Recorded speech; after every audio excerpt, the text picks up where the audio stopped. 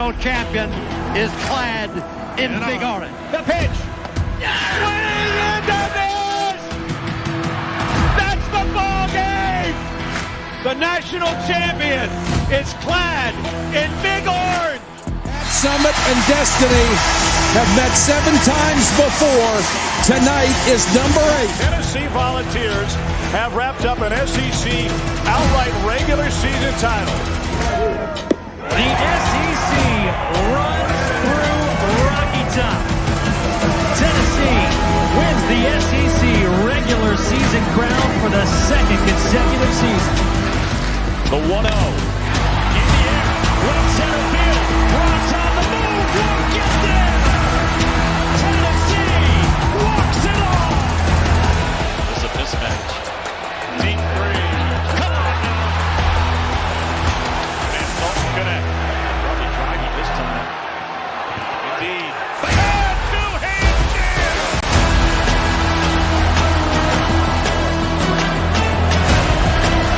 Booker. Down the middle. Got it on the fly. It's high and again. And he's going to take it. Touchdown, Tennessee. How much fun is this? Man, Rocky Top, college football at its absolute best. This is college athletics at its absolute best. Welcome into another episode of the Vol Fanatics Show, man. It's a victory Sunday. Tennessee played 1 game, but I feel like we won about 5 yesterday. How are we feeling, dude? How are we feeling, dog? Dude, all we had to do was just sit back and watch everybody else just kind of dismantle themselves. So we're feeling great this morning, coming off of a big victory against UTEP yesterday. Man, how are you feeling after just the absolute chaos that ensued yesterday in college football? I wanted to light another cigar, but I know there's still work to do. Like that's where I'm at, man. I mean, let's just take a moment and realize that this is one of the best college football seasons that I can remember in quite some time. You've got chaos everywhere. The big winners yesterday, as we just talked about, Tennessee, of course, Georgia, but the entire Big Ten, like the 4 teams that are in kind of pretty much just secured their spots with everything that just happened yesterday. It was wild. We'll get into it, man. But before we get too far into it, I definitely want to let the folks know who supports us. And our presenting show sponsor is Chris Smith Insurance. As a homeowner, Chris Smith was once let down by an insurance agency, so he started to start one of his own, where instead of feeling like a big company is fighting against you, you'll know that your agent is fighting for you. All insurance is not equal. Trust the Chris Smith Insurance today. Give him a call at 865-272-3387. Guys, again, Chris is one of those agents, like, I get it, like, insurance is insurance. You want to get the cheapest rate. But, guys, when something goes wrong, Chris isn't the guy that's just going to send you to an 800 number. He's going to be there on your doorstep through and through, whether it's an auto or a home claim, to help you get through that situation. So we appreciate you, Chris, for yet another month of supporting our channel. Cody Armstrong on the YouTube, my God, just subscribed to the channel. We appreciate you. EXC winks, and Bama is potentially out of the playoffs. Potentially, but we're going to talk about that here in a little bit. First, let's recap real quick Tennessee's day on senior day, basically, in Neyland against UTEP. But before we get into that, would you please let us know who our segment 1 sponsor is, Mike? I will absolutely do that. And that segment 1 sponsor is Optimal Asbestos Services, your trusted environmental consulting firm in Knoxville, Tennessee. State licensed and insured, we specialize in asbestos air quality management for commercial buildings and homes. You can contact Jeff Mole at 865-223-3297 or on the web at optimalasbestosservices.com. And Jeff Mole has been another one of those, been a day one guy for us. Just been there since the beginning, just like Chris Smith and really all of our other sponsors as well. So, Jeff, we appreciate your continued support of the show. So, 56-0, Tennessee over UTEP yesterday. Of course, not without its drama, as you know, first quarter, end of the first quarter is tied at 0. And No. Actually, I'm glad you brought that up. How are we feeling after the first 15 minutes of this ball game? First 15 minutes, I was like, man, is it a Scotty Walden problem? I mean, Fire hype. What is the deal? I mean, but no, It literally looked to me like, Tennessee was just sleepwalking. They were looking ahead to next week where the big game was going to be, that Vanderbilt game. That's the one that means everything. And they were just looking ahead to it. But once that second quarter started, I'm sure Heupel in the huddle or probably Dylan Sampson, somebody got in there and was like, hey, we still got a game to play, man. Oh, yeah. And, 28 points in the second quarter, and it was never in doubt after that. I think I like this for a couple reasons. One, I said last week I needed to see a shutout. I needed to see the defense respond after giving up 31 or whatever it was to Georgia. And they did that. Like, it was really never done. Now, their quarterback was a little playmaker. Like, he was running around making some plays. But overall, man, our defense really locked in. To get a shutout against any opponent, it's pretty hard to do, especially through 60 minutes of ball. So, a hat tip to Tennessee and the defense for getting that done. But I think the story of the day for me, and it's something that I went into the game yesterday saying it needed to happen, Brew McCoy getting his touchdown on senior night, his first of the year.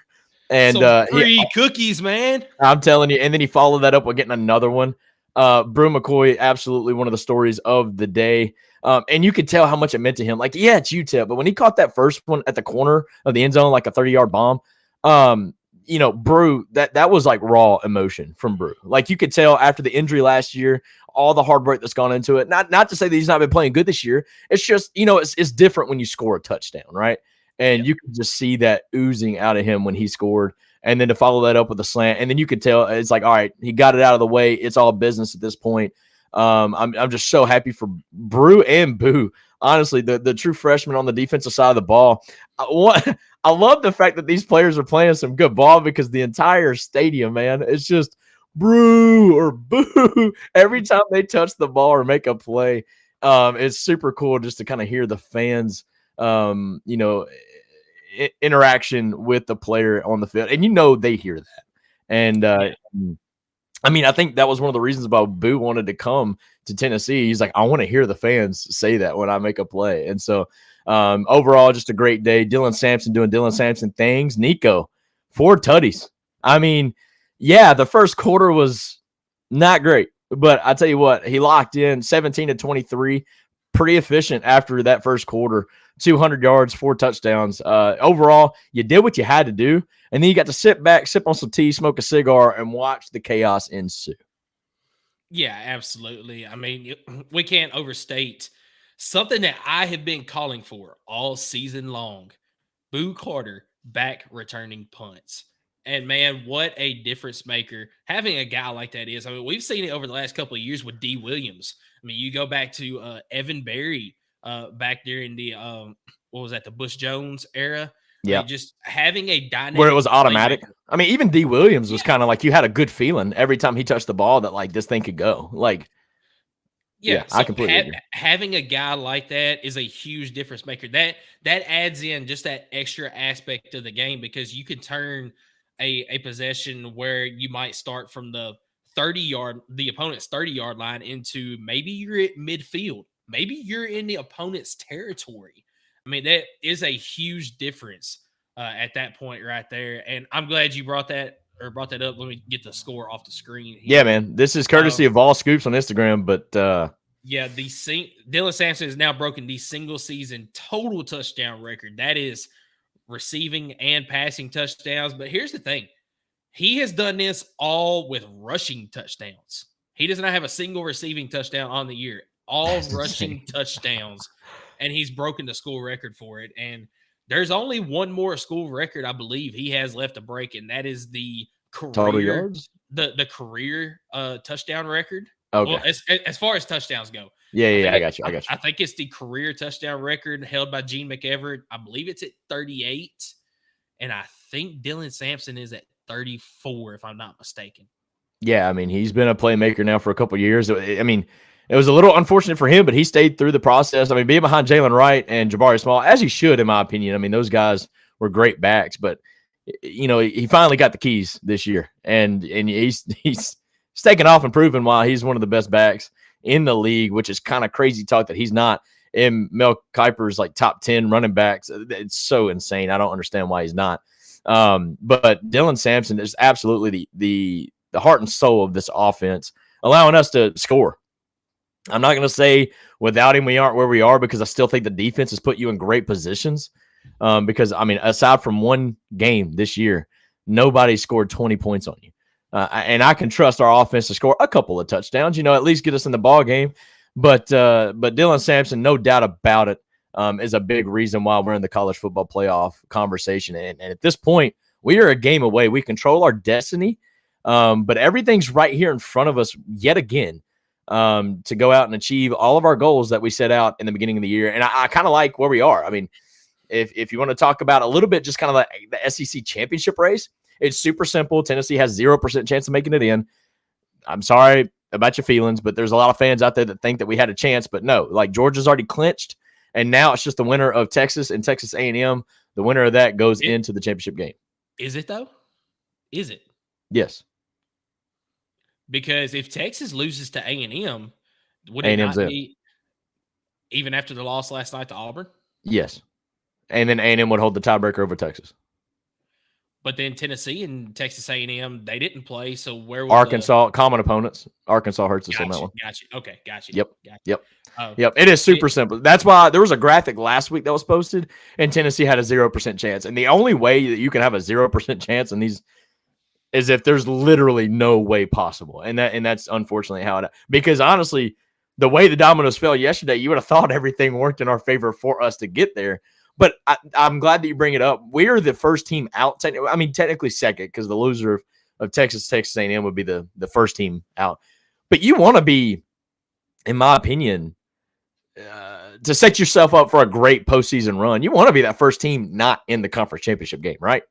Because let's say Georgia and let's say Texas, just to keep it simple here, Georgia and Texas play each other in the SEC championship game.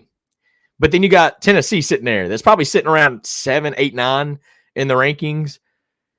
Let's just say Texas loses to Georgia in the conference championship game. Now, Texas probably ain't going to drop out of the playoff, but I would think Tennessee at that point may jump them because resume at that point. You're looking at two evenly, records or at least same amount of losses at that point. I think there's a very good chance. I mean, and if you're Tennessee, you want to be that 5 or 6 number in the final playoff ranking. You really want to be number 5, but I just don't know how that's possible with Notre Dame playing the way they're playing. And then obviously the Big Ten it's probably going to be Oregon or Ohio State right there at the number 5 spot. But either way, man, Tennessee, they have a big game coming up this weekend, a game that we never really would have thought would have been such a big game in the offseason. But that's why football is the greatest sport ever, because this is quite possibly, and I say this with absolute all seriousness, this is Josh Heupel's biggest game at Tennessee. Yeah, I mean, the way that the cards fell or the way the dominoes fell here, it absolutely is. Because, we said it. You win and you're in. But if you lose, then everything that just happened this past weekend is for nothing, because you will be left out at that point. Yeah. Now, as far as history would say, Tennessee has a very good shot of winning this game. I mean, I've got in the bottom left corner here, Tennessee leads the all-time series 80-32-5. Tennessee has won 5 in a row. I believe the last loss was 2019 to we don't want to talk to Jeremy Pruitt, 2020, something like that. It's fine. And Tennessee Who's also some middle school basketball coach somewhere. So Tennessee also has a very good record against Vanderbilt on the road, which, I mean, there's a reason why we call it Neyland Jr. That's right. Tennessee just owns that place. And we better own it again this weekend. Yeah, this is a different Vanderbilt team than what we're used to seeing, because Diego Pavia has really, really added a spark to this Vanderbilt team. And I got to give complete and total credit to Clark Lee as well, because he looked himself in the mirror after last season and he said, something has got to change for me to have success here at Vanderbilt. And there's not a lot of coaches that'll completely change what they do. He went out and he made a new coordinator hire. He might have made 2 coordinator hires. I can't remember, but he went out and made a new coordinator hire. He changed his mindset for how he coaches people, because he's the type of coach, he wants to build young men. But to do that, you have to have a program of people that will stick with you for 3 to 4 years. And that's just not the way college football is played anymore. He said, I can still do this, but I have to change the way that I do it to have any success. And he did that. And you look, Vanderbilt's already bowl eligible. That's right. Let's catch up on a couple of comments here. Nicole on YouTube, thank you so much for tuning in. Said being out of the SEC is a good thing. I think she's talking about the championship game. While I would love to be in it because we haven't been since 2007, maybe we get a home playoff game. That is exactly kind of what's on the line here. Obviously, that's out of our control. A lot of things still have to happen, but the chances are there. Justin, big Texas fan, he joins the show on the YouTube. Thank you, Justin, for tuning in, man. Great turnout on a abnormal time. Obviously, we went early a little bit today as we got some Thanksgiving plans tonight. But thank you guys for still showing up and showing out. Let's go. Nicole said, if Georgia loses, they don't go to playoff. I disagree. If they lose in the championship game, I think they still find a way in, especially with all the chaos that's happened now. The committee's already came out and pretty much said that the conference championship game shouldn't and wouldn't count against the team as much as a regular season loss would. But we'll see. We will see. Drew 88 on the YouTube. Dylan is number 1 score leader in the SEC. Max Gilbert is number 4. What is that? That's kind of crazy to think about. I mean, considering you got some high-flying offenses in the SEC like Ole Miss, and yet Dylan Sampson's the number 1 leader, and Max Gilbert is number 4. What is that? Is that a bad thing, or is that because Max Gilbert's getting so many extra points? No, he's not getting that many extra points. So does that say that we're not doing good in the red zone to finish drives, or just sweep it under the rug and say, we're scoring, like, period? Well, I mean, you think about it, kickers normally score more than a lot of the people anyway because, they're out there a lot, whether it's the extra points, whether it's the field goals. So I don't see it as anything to be alarmed at that he's a number 4 scorer in the SEC. I think that's a good thing. That means that you are scoring points. And being that he's number 4, that means that, maybe other teams aren't scoring as many as Tennessee is. So That's right. We got a couple more here to get to. Let's see. Jeremy on the Facebook. He just waves. How we doing, fellas? We're doing good, man. How are you? John, guess on YouTube said, I played baseball with you at Martin, man. Oh, no way, John. What's up, dude? Yo, this is an old teammate. How we doing? We're doing good, man. It's good to have you here. Thank you for joining. He said, but RT, oh, that's unfortunate. You had a bad night last night, my guy. AP poll just came out, and we are number 7. That's not a bad place to be. That is not a thank you, Nicole, for that breaking news. Not a bad place to be, but again, remember the playoff rankings are not the AP. So, like, even though we're number 7 in the AP, doesn't necessarily mean that we'll be ranked 7 in the CFP, and we definitely wouldn't be at the 7th spot in the playoff because you've got so many Big Ten teams, and only one's going to be in the top 4, so it's going to bump some folks down, which could potentially put us still at the moment as a visitor, maybe at the 9 or 10 spot in the rankings. Just saying, on Tuesday night when it comes out, we could still be at the 9 or 10. But I think some stuff are still going to happen. I think some chaos is still going to ensue. Dalton, I completely agree with you on that one. Before you get to Dalton's comment here, can you take a guess who the first 2 teams, based on the AP poll, who the first 2 teams out of the playoffs would be sitting here right now? One of them is an SEC team. It's got to be Ole Miss or Alabama.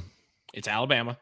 I cannot believe they only dropped 5 spots, bro. They got demolished, dude. They dropped to 13th. Okay, so the second one, if it's AP, yep, very, very, like, it could be Indiana. No, Indiana would be in right now. Okay, this is an ACC team. Oh, SMU. SMU would be in. Oh yeah. Okay. ACC, not Clemson. It's Clemson. Yeah, Clemson. Yep, right on.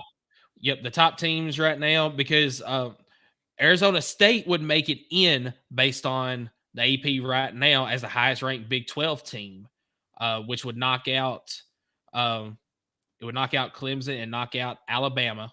Boise State is up to number 11. Indiana dropped to 10. SMU is up to 9. Miami at 8. That's going to be a heck of an ACC title game right there. Oh, yeah. Miami versus Oh, yeah. SMU. Lot on the line, too. Yeah. Lot on the line. Tennessee at 7. Georgia at 6. Notre Dame up to 5. Penn State at 4. Texas at 3. Ohio State at 2. And Oregon at 1. Yeah. Yeah. Well, Dalton, we are so back, brother. There was a stat that hit my socials. Tennessee hasn't won 9 games in 3 consecutive seasons since, you guessed it, 97, 98, and 99. And that goes back to they had it for 5 straight years. 95 through 99 was the last time that they won 9+ games. So I mean, all right, here's the thing. There are still people that are out on Heupel because he hasn't hit that quote unquote threshold that they want to see.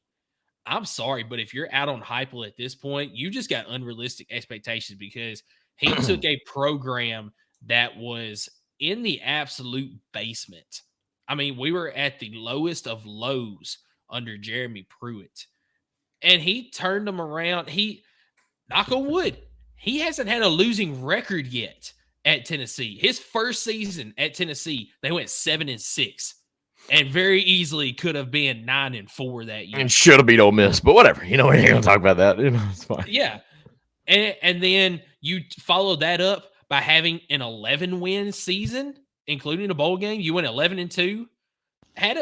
Took a step back last year and went 10-4. Or no. 9-4. 9-4. Yes, thank you. And then this year you're sitting at 9-2. Will probably, as long as you take care of business, be 10-2 at the end of the season. I'm not talking like that this week, dog. And look, I'm not talking like that. Like, this is a big game. And look, you have got an absolute shot at winning a national title. Like, that is not out of the realm of possibility. Oh, yeah. I was talking with a buddy last night. Any team that makes the playoff this year could win the whole thing. That is how wide open college football is this year. There's not just one dominant team. Yep, that's the beauty in it. That is the beauty in it. Yes, I remember Peyton, by the way, John. Yeah, man, it's good to have y'all here, man. Really do appreciate it. Nicole says you're welcome. Came across my ESPN. Dang right. We know you got them notifications turned on because you joined the moment we hit live. I appreciate you. That's the type of followers that we want to have. Those folks that are going to show up, show out, and then hit the comment section to let us know that you're here. Guys, again, if you are watching for the first time, YouTube is busting right now. Look. Yes, I use the word bust and don't care. Hit the follow button. Click that bell for notifications. Let you know when we go live. It's typically 6 o'clock Eastern, but we got some Thanksgiving dinner. You know, we got to eat. You know, Big Dog's got to eat. And we're going to go see some family as well. So we're going live a little bit sooner than usual.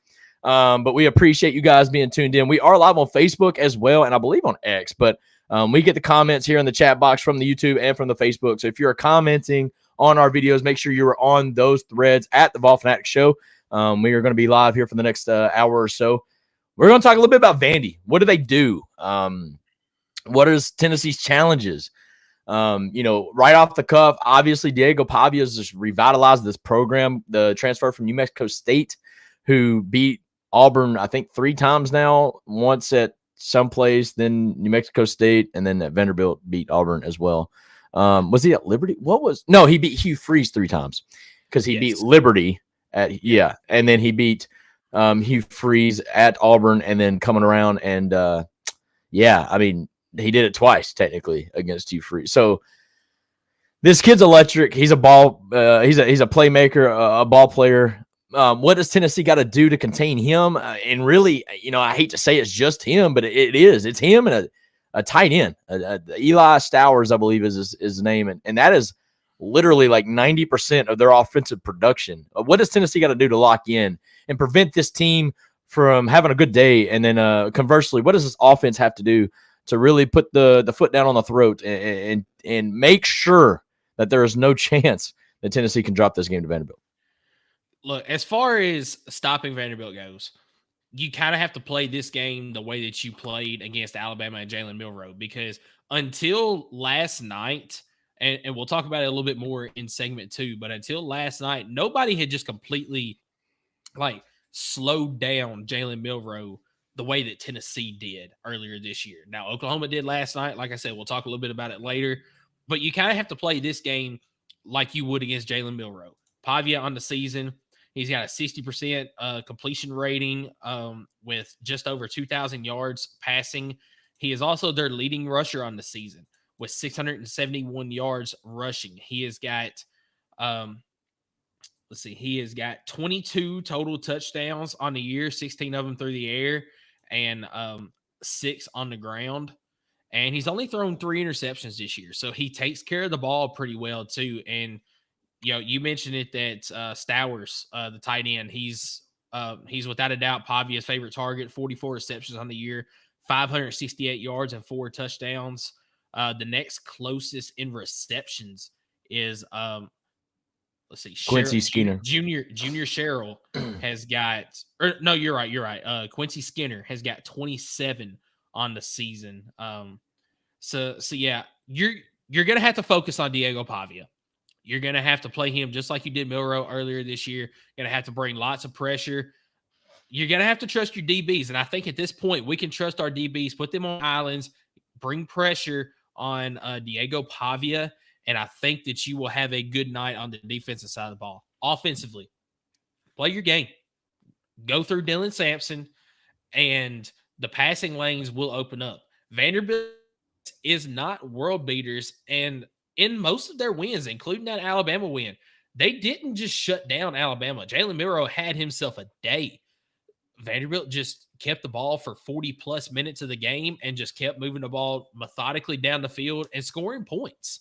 So as long as you can keep them from scoring points and you can score points yourself, just doing your thing. That's all Tennessee has to do is play their game, and they can win this ball game and win it by 10-plus. Yeah, 100%. I agree. And they should. A couple of things I want to get to real quick.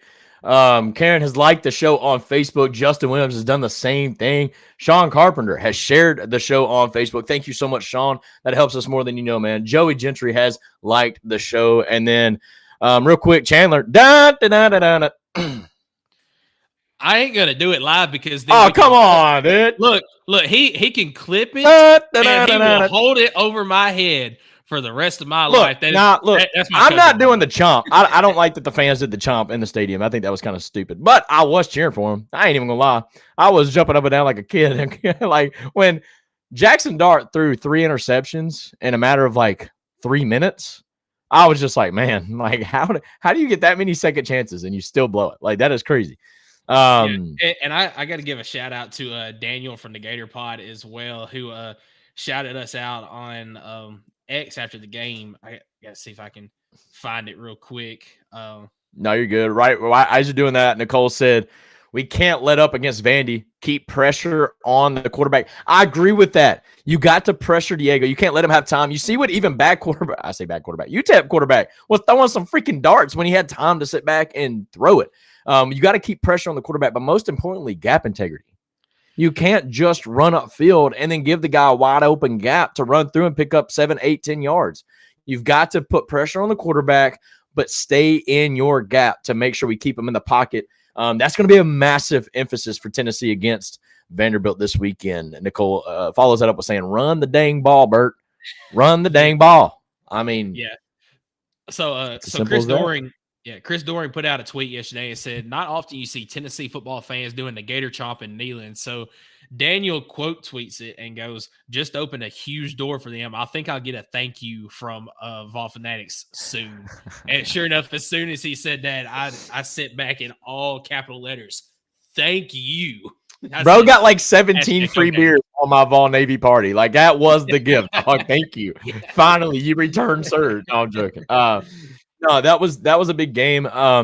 Just real quick, just all the chaos that kind of ensued yesterday. Like you have Alabama going into Norman, and I mean, I'm saying it. They just got absolutely blown out. Like it was 24-3, and like watching the game as an outsider, like because I honestly, I even text my family. I said, I don't care who wins this game. Ole Miss already like lost. Like I don't care who wins. I was seriously like that was my mindset. It never felt like Alabama had a chance in this game. And let's even say that the bad call about the dude being covered up, let's just say that they do make that touchdown catch. Okay, there was still like 7 minutes left to go in the fourth, and you would have still been down 2 touchdowns. Like, in my opinion, like Alabama just I mean, whoa, like that was a wild game, and Oklahoma's defense yet again winning them a game. And Jackson Arnold, let's not skip over the fact of a baller game that he had running the ball against Alabama. Yeah, but let's talk a little bit more about that in segment 2. Final thoughts on Vanderbilt. What does Tennessee have to do to make sure that they win this game? Sorry, I got a little excited there. I mean, just play to your strength, man. Like, let Dylan Sampson do his thing. Get your wide receivers out on one-on-one. If they throw 8-9 people in the box like UTEP was doing yesterday, throw a quick pass to your wide receiver. Bring back that stupid play that everybody hated that we ran 10 times in a game. Like, if the defense is giving it to you, freaking take it. Like, Squirrel and Brew and Dante, honestly, you throw them the ball one-on-one to the outside, they're making the first guy miss, and if not, they're falling forward. Like, take what the defense is giving you. That's my offensive game plan. Let Dylan Sampson do his thing. Peyton Lewis, by the way, true freshman running back. Yes. Yeah. No, hang on. When he puts his shoulder down, that might be my favorite player of the team. Like, that dude is a physical runner. Him and Cam Seldon both. Did you see the truck that Cam Seldon had in the game yesterday? Yes. And I'm not taking anything away from that, but the kid was like half his size, bro. Like, but yes, that was also a great run. Yeah. But I mean, Peyton Lewis just runs downhill. I mean, yeah. But to add to your point there, because I agree with everything you just said about what Tennessee needs to do to win the game, when you have those one-on-ones with your wide receivers, put the ball where they can catch it. Even if it's underthrown. I know that Nico, he's a guy that, I mean, he puts it on a dot a lot of times, but sometimes he tries too hard and he overthrows his guys. Yeah. Like you said, even if you have to underthrow the ball some, give your receivers a chance, because 9 times out of 10, they're going to win that one-on-one matchup with whoever it is that is defending them. So just give your receivers a chance when they're out there on islands like that. Yeah. Big game. This is Heupel's biggest game of his coaching career. I don't care what you say. Like, this is one of those games, okay? This is and I'm going to say it, like, as far as going into the game, this is a 22 South Carolina game. Going on the road, you got everything right in front of you. Yeah, you just took that loss to Georgia, but you win and you're in. It doesn't matter. This is a very, like, you cannot go into this game the same way you went into Columbia, or else you're going to get rocked, and it's going to be ugly on Knoxville. It's going to be very ugly if we drop this game. You got to come out ready to play, not like UTEP. You can't come out flat. You can't. You absolutely have to score quick, and you can't have that second quarter lull that we have. Like, you got to score, and then sure, maybe not score every drive, but you got to be able to at least capitalize on mistakes. Win 3 phases, man. Defense, I'm not totally worried about, but offense and special teams, you got to win those. You got, especially this last week, the special teams put your offense in great positions. We got to have that this week. And then, like I said, gap integrity. You got to keep Diego Pavia from being able to do Diego Pavia things. Like, you got to keep him in the pocket and force him to get the ball out of his hands. I think that's the key. That's the way to win this game against Vanderbilt. Yeah, most importantly for me, don't listen to the outside noise this week. Block it all out. Focus on Vanderbilt, because if you start focusing on the outside noise as far as playoff talk and all that other stuff, you will overlook Vanderbilt, and that's where Vanderbilt will beat you. Focus on what you got to do. Don't listen to the outside noise. Just go into Nashville and get a win, man. That's right. Nicole said got 2 running backs, good running backs coming up. Yeah, Peyton Lewis and Cam Seldon if he sticks around, but even if not, I was going to say you got Deshaun Bishop that's been hurt lately, but Khalifa Keith. Yes. Yeah. I mean, the running back group is healthy right now. I say healthy. It's actually kind of banged up. But moving forward, if Dylan Sampson says, hey, I'm going to the draft, okay, man, best of luck to you. Next man up. Like, that's what we need. That's what we've been trying to have here in Knoxville for so many years. And then when they say like that roster gap, that's what we're talking about. Like, lately we've had great number 1 players. Like, our starting players have been awesome. But the moment you start getting into your rotations, that massive dropout. I mean, think about that Alabama game several years ago. It might have been Heupel's first year, where we went into Tuscaloosa and like we were really close, like within a touchdown. Cedric Tillman scored again, got us within 7 in the 4th quarter. But then we had the lead in the 3rd quarter. Yeah, and then Yeah, the but then fourth quarter, it was that just took over, man. Like you just don't have the dudes, the Jimmies and Joes, the X's and O's. You know what I mean? Like, so now we're finally closing that gap, and you're seeing now we're not falling off in the second half. And in a lot of games, we've come back in the second half. I mean, look at Florida, Alabama. Was it who was before that? Mississippi State? I don't know, not Mississippi State. Well, there was like 3 games in a row we were shut out, or like only 7 points or less. Maybe Kentucky. And then we just come out in the second half and scored 24, 17, whatever it was. To really just kind of take over these games. Misty, my mom, she's in the chat. We appreciate you being here. She went all the way out to Oklahoma City to support my cousin who was playing in the second round of the playoffs. Fun story. Not funny, fun story. My cousin didn't join the football program, I think, till week 3 or 4 of his high school football season. He's a junior, by the way. He's a big baseball guy, kind of like me. He joined the program in the first playoff game, busted out 12 carries for like 206 yards and 5 touchdowns to carry them into the second round of the playoffs. Just an awesome story. I think he was Oklahoma's the state player of the week. Just absolutely popped off for Cash and Wildcats out there. Yeah, really cool story. I voted for him, by the way. Did you really? That was awesome, man. You sent the link to our group chat, and I went and voted for him. Dude, I was like, dude, create the huddle. Like, I mean, Josh Heupel might be calling you, dog. He's got some plugs in Oklahoma. Like, let's get him out here. You know, gotta work on some pass pro. But, you know, other than that, like, we're pretty solid back there. But, yes, Nicole brings up a good point against this game right there on the screen. If you're listening on podcast later on, it's you got to watch out for the penalties. We have been kind of getting away from that. The fall starts. Honestly, the most frustrating are offsides penalties. We did it again. After Georgia, we come back against UTEP and we're jumping off sides trying to get to the quarterback. Makes no sense, man. It's the easiest thing in the world to do is to watch the ball. And you should be able to trust your talent and your coaching and your, you know, whatever, your work ethic to be able to beat that block, even if you don't jump on the ball the moment that ball is snapped. I just got to watch the ball, cut down on the penalties. Honestly, they're leading tacklers for Vanderbilt. I was looking, or the 3 linebackers. That shows me their defensive line's not really getting a great push. So, like, the running backs are getting to the second level pretty easily. Let's make that guy miss. Let's get through the gap and then make that one-on-one. I trust Dylan Sampson to break that tackle every time. Would love to see that. But that's my keys to the game against Vanderbilt, man. This is just such a big game. I can't overstate that enough, dude. It is a massive game for Tennessee this weekend in Nashville. Yep, it absolutely is. And you know what? We've kind of touched a little bit on it throughout this segment. Let's go ahead and talk some about the path to the playoffs and just the absolute chaos that ensued yesterday. But before we want to do that, I'll do it real quick. I'll give the honors, and that is our segment 2 sponsor, and that is P&L Business Services. You know, we know firsthand that getting your monthly reporting, invoicing, bill pay, taxes, and other essential business services right is critical. That's why P&L Business Services, we go beyond bookkeeping by providing you with everything you need in your back office so you can have your time back and the peace of mind to do what you love most, which is building your business. Stress-free, hopefully. Behind every successful business is a great bookkeeper. Guys, to reach out to P&L Business Services out of Oak Ridge, Tennessee, you can simply just go to pnlbusinessservices.com and somebody will get with you very quickly. I'm telling you, man, they help with all the financials and the bookkeeping of a business, especially if you're a new business trying to get that American dream started. They're going to be right there in your pocket to help you along the way. And we appreciate you for yet another month of supporting our show. Thank you so much, P&L Business Services.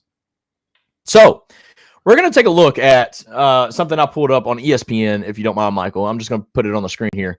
Go for it. It is the updated odds per the, what do they call this crap?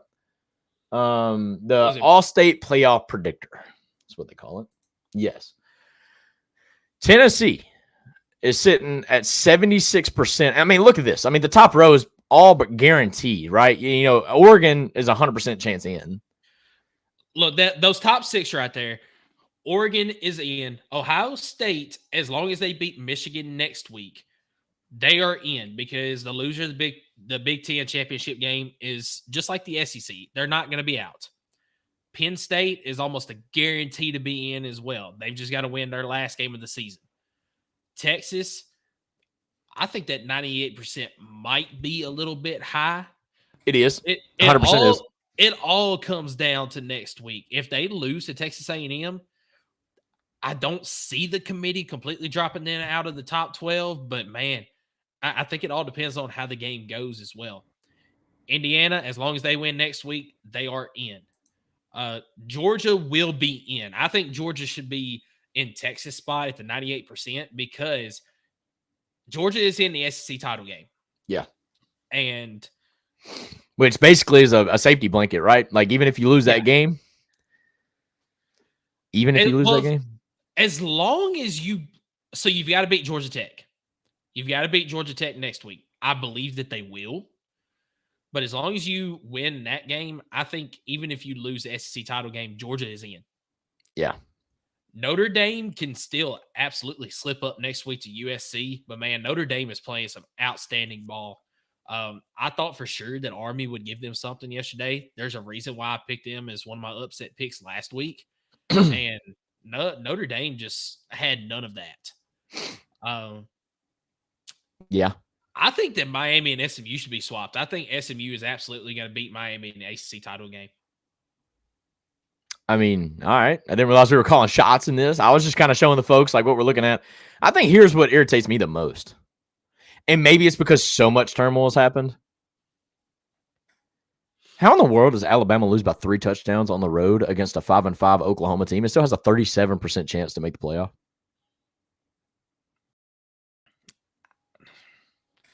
Honestly, I don't know. When you look at these teams, any other team not named Georgia, maybe, there would be a 0% next to that logo. Or maybe not any other team. If it was the Power T that just did that, 100%, we wouldn't even be ranked. We would drop out of the rankings entirely. There is no chance. There is no chance that Alabama in this glaze that's going on. I mean, it's absurd. Like, it is wild. But maybe it is just because, I mean, who else are you going to put in? And I guess you can't fault the team for playing a really good schedule. Alabama's played a great schedule. But you got to look at their losses to Vanderbilt, to Oklahoma, by 21 points to Oklahoma. Like, it wasn't even a good loss. Like, I don't know. You can't sit there and say, like, for Tennessee's instance, and this is something I've had a massive problem with the committee. They would turn around and Texas is ranked as high as they are, which is what's going to save them, I think, because Texas overall, I don't think should be a top 3 team in the nation. But because everybody else is losing because of their schedule, Texas is already up there so high. But look, they put up Texas's resume, and they said Arkansas is a good win. Okay. But then you put up Tennessee's resume, and then you say Arkansas is a bad loss. Like, it can't be both ways. Exactly. It can't be both ways. So for Alabama and for Tennessee, you can't say Oklahoma's not a good win for Tennessee, but then turn around and say, well, Oklahoma's a good loss for. No, it's not. That was a terrible showing. That was a really bad showing by Alabama. Like, I think it was. It wasn't inspiring in no way. Like, I think something, and I'm gonna cut loose a little bit right here. Something that pisses me off, and I'm sorry for using that language, but with the insiders and the analyticalists or whatever you want to call them for ESPN that want to glaze over a 1-week performance. It's like it has no, like, they don't care what's happened over the rest of the season. But like when Alabama beat LSU the way they did, they completely threw out everything that happened before then and was like trying to pipe Alabama up as being the best in the SEC because Jalen Milroe found out he could run against an defense. An LSU defense, by the way, it's not that good. Okay, let's look at Ole Miss and the way they beat Georgia by 18. Great win. But that was a 1-week thing. But everybody was talking about Ole Miss is the greatest offense in the nation, and they're the best team. The defensive line, although they had a great game, not the best defense in the nation. Okay, but like these insiders will just go full glaze. Like, it is insane. It pisses me off because they just throw away everything and only look at what the most recent thing that happened is. And I think that's the biggest flaw in the playoff committee is you can lose. Like, let's look at Notre Dame. And you just gave them credit. Whatever. Notre Dame by far has the worst loss of every team on this list that I'm showing you to NIU or whatever. Yeah, Northern Illinois, who, by the way, has fallen off the table. They're like 9th place in their conference of if it is a conference. I don't even know. Like it's NAIA ranking. I don't whatever. I'm joking. It's not. But I mean, nobody even remembers that. Like they think Notre Dame's just some god tier team now because they're beating teams out of the water. And credit to them for doing that, right? I mean, you got to. But in no way are they a top 5 team in the nation. They're not top 6. You let them get in the playoff. Oh, by the way, and for any confusion, Notre Dame cannot be in the top 4. That is a rule that they put in this playoff, this system, because they are not in a conference. They cannot be in the top 4 of the playoff ranking. So there were some folks saying that Notre Dame should be at number 3 at this point. That is not going to happen. The highest they could be is number 5, which they are vying for that position now with everything that's happened. But either way, it just really bugs me with how people that tend to say they know football will allow one result to just brainwash them into thinking something completely ignorant, honestly, just utterly ignorant. And they had to eat crow a lot this week. A lot of them had to eat crow because Alabama and Ole Miss, I mean, they were ranking their top 5 teams in the SEC, and they were putting them at like 1 and 2.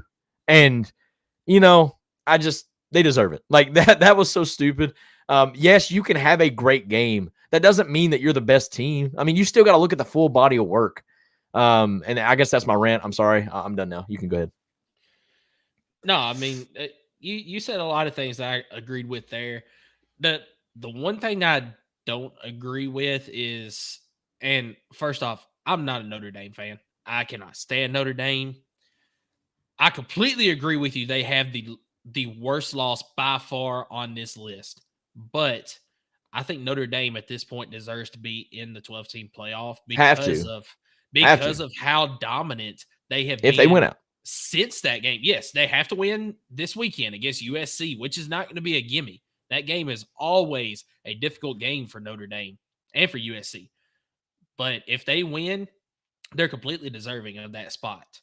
So what I want to do here is go through, kind of talk through like we did last week. How many is getting in from each conference? All right. I think the Big Ten, there's no question. 4 teams they're getting 4 in, and it's the 4 that's up there. All right, but you got to look at it like they're getting 3 at large. That's how you got to remember this. Yes. So Big Ten's getting 3 at large with Indiana, Penn State, and then the winner of Oregon, Ohio State, right? So, or the loser technically would be the at large. So the loser of Oregon, Ohio State. Yep. So that's 3 at large right there. How many from the ACC? ACC, I'm still saying is a.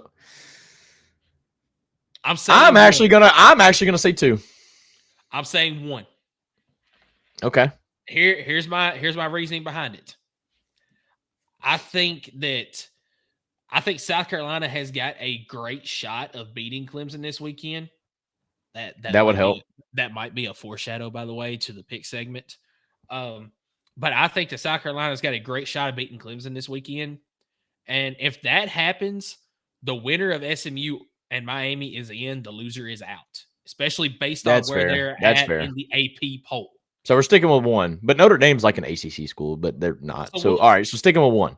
So we'll say 1 to 2. So I'm thinking let's just keep it 1. No at-large bids though, because obviously it would be the conference champion getting that top 4 or the 12 seed. Because, well, I don't know how that would work. You said the 5 conference champions make it. The best 4 get the buys. Yes, the 5 highest ranked conference champions. So with this right here, it would be the Big Ten, the SEC, the ACC, and then Boise State. If they were to win their conference championship game, they would get the so there's 7. So there's 7 total at-large bids, and right now through 2 conferences, we're saying the Big Ten has 3.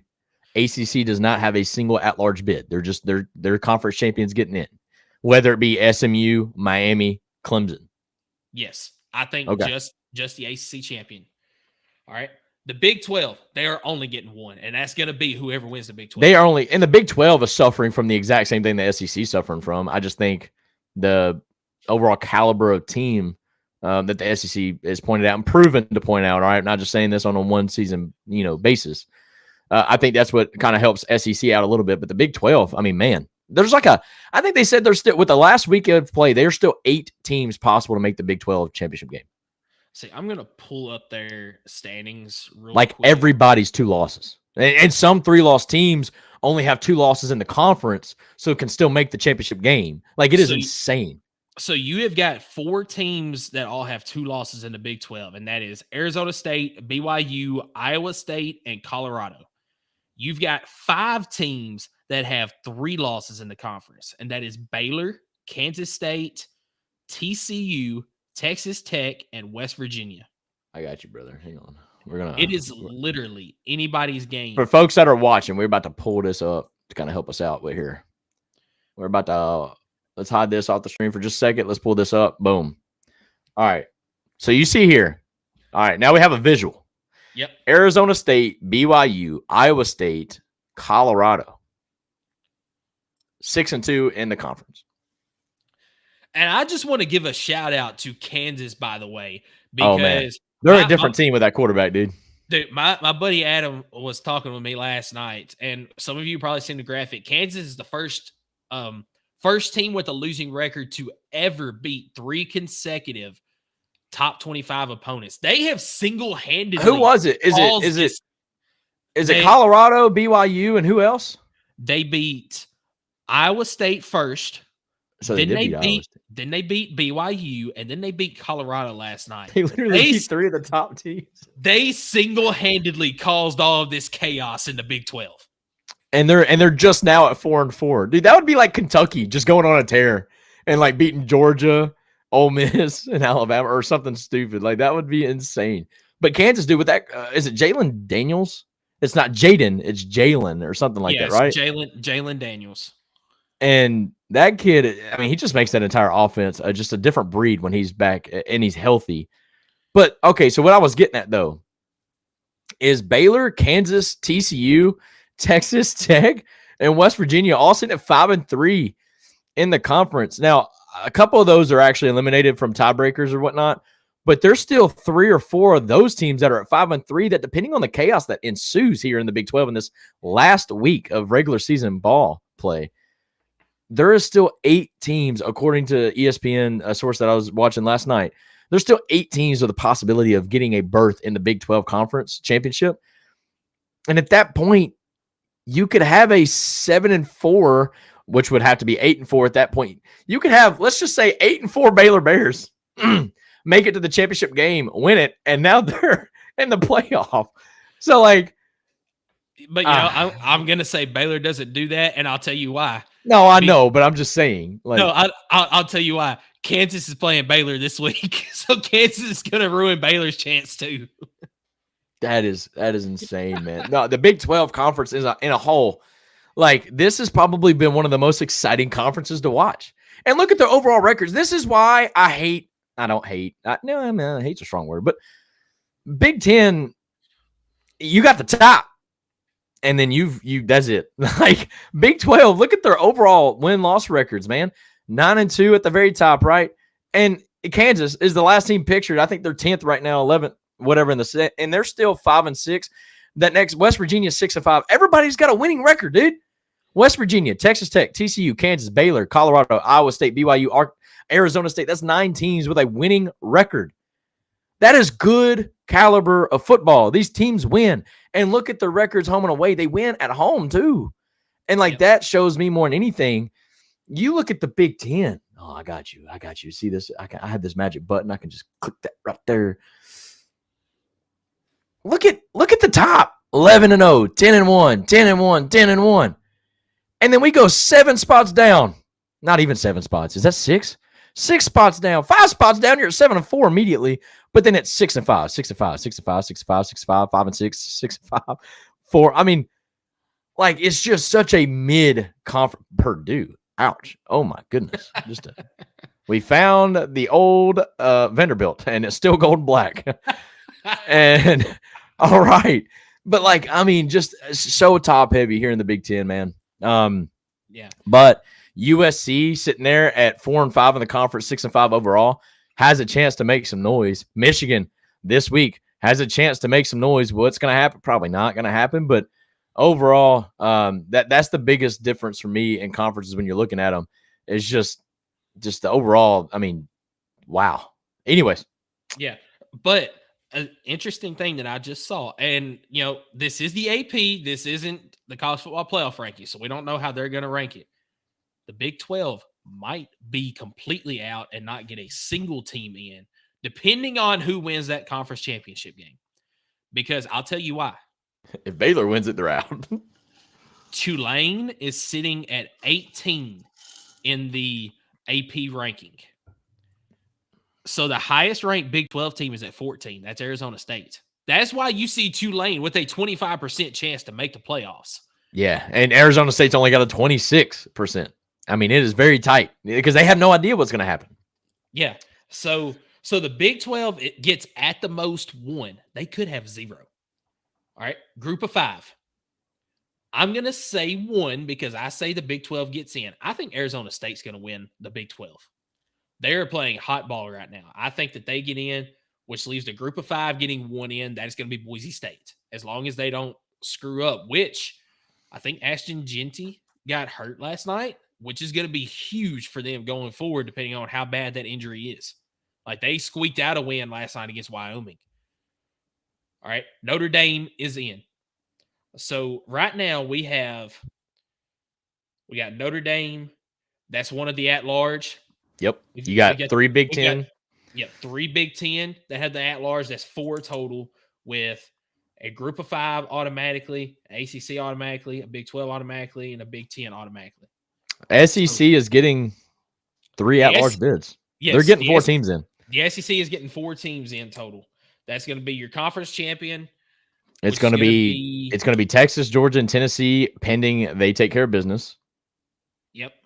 And then who's the 4th? It's Alabama or South Carolina. I'm just not sure which one it is. All right. South Carolina is going to come out in the CIP ranking ranked 14th or so. All right, and people are going to be like, "Holy how?" But the only thing that's holding South Carolina back is that head-to-head loss to Alabama. Alabama's going to have to lose in Jordan-Hare, or is it home? Is that game home or away? Do you know? That is in Tuscaloosa. Wow, that helps them out a lot. Yep. Okay, so South Carolina, I think the only chance they have of getting in is if Alabama loses, because right now, same record. If they were to win out, Clemson, I think, is a better win this weekend than Alabama beating Auburn. However, South Carolina lost to Alabama head-to-head. So I'm going to back up after we just did this. Yeah. Carolina beats Clemson. We got to be in. I agree. Yeah. But I'm telling you, even with that loss to Oklahoma, which I don't know how, but that head-to-head, they're going to hold that head-to-head over South Carolina, I think, with Alabama. All right. So at least with that right there, we're saying 4 Big 10 get in, 4 SEC, 1 ACC, 1 Big 12, 1 group of 5, and then Notre Dame. That's 12. Yeah, Notre Dame's throwing a wrench in everything. Look, the only other thing that I think can change here, if Clemson does beat South Carolina, Auburn loses, and Alabama loses. If that happens, you're only getting 3. I think Clemson is in over Alabama. Yeah, that's where you would get the ACC getting the at-large bid, dropping SEC would only get 2 at-large bids. Yep. I'm not going to go ahead and say that Georgia, I think, is going to be one with the. I think Georgia's going to win the SEC championship. So Georgia would get the bye. Texas, I think, would drop to like 7 or 8. I don't think they'd be number 5 because the number 5 is going to be held for the loser of Oregon, Ohio State. 100%. You're not convincing me otherwise. And then Tennessee could be sitting there at the end of all of this at number 8, and that is exactly where we want to be. Because that gets you the home playoff game. But that's down the road. That is down the road, but you got to take care of business now. But I'm telling you, the path to getting a home playoff game is right there, staring you right in the face. Just got to take care of business. But no, if Clemson were to beat South Carolina and Auburn upset Alabama again, SEC's only getting 3 teams in, which is crazy considering last week we were like, how do you How do you eliminate it? You would have 5 and you have 6 that are deserving. But again, college football is a way of just working itself out. So, yeah, give me all of it, though. As long as Tennessee gets in, give me all the chaos, man. And then, another emotional hedge bet is coming. Follow the TikTok because it is dropping. It worked to absolute perfection. We are playing at Vandy, but as we call it, we're just playing at our Middle Tennessee campus. So, yeah. Look, I'm placing another emotional hedge bet. In fact, we were talking about it.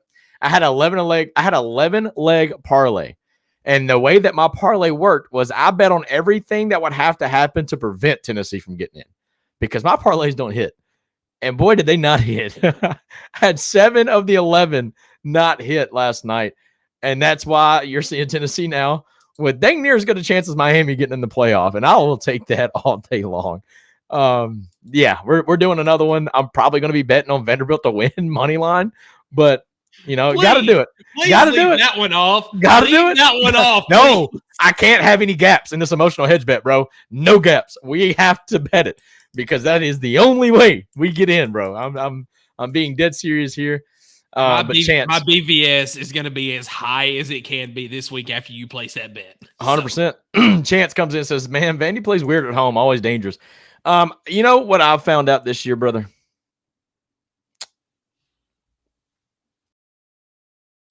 What have you found out? Home field is like the most important thing in college football. Yeah. Like, and here's why. I'm gonna pull up the SEC. I'm gonna pull up the SEC schedule just for the sole fact that I can get you guys to see these home and away records. Check this out. Texas is the only one at the top that's lost a home game other than A&M, who just dropped one. Look at those home versus away records. Georgia, 5-0 at home, 2-2 on the road. Tennessee, 7-0 at home for the second time in 3 seasons, right?